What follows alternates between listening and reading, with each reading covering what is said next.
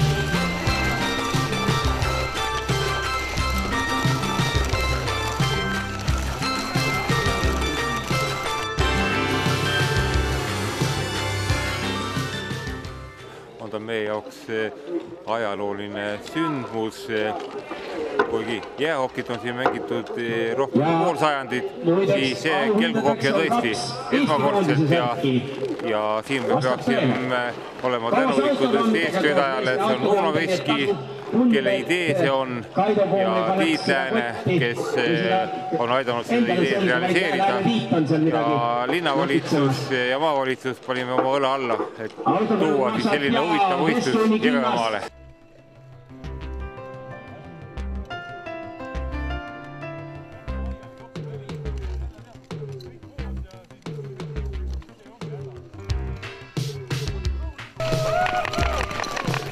Ja esimene värav tänases mängus ja värava autor on Andrei Sokolov. Kõva aplaus meile!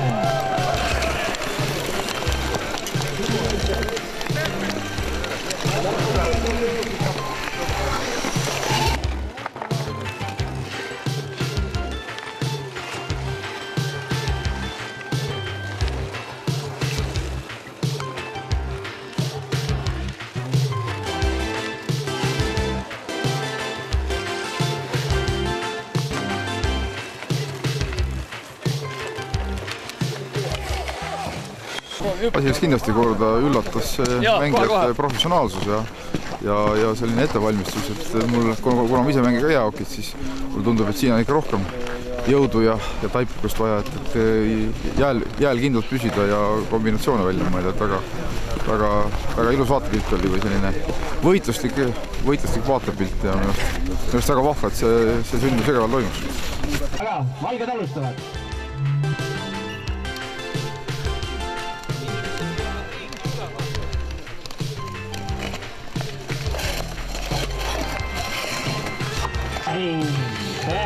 Hea trikk oli Valeri, võttis õige positsioon.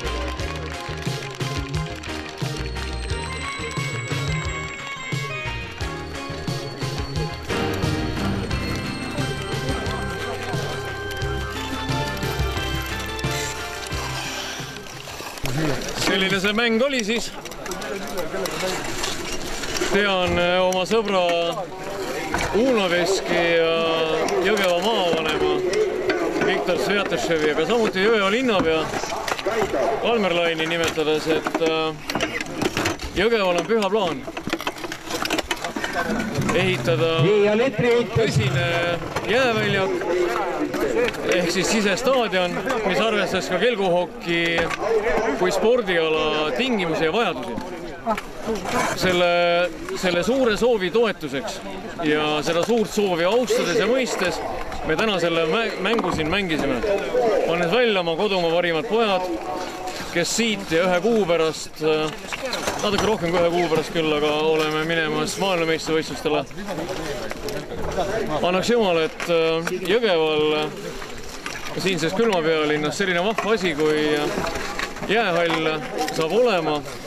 Ma tean, et see ei ole kerge. See ei ole kerge ei nendele, kes täna unistavad ja tulevikus ehitavad, ega ka nendele, kes peavad selle jäähalli hakkama üleval pidama. Aga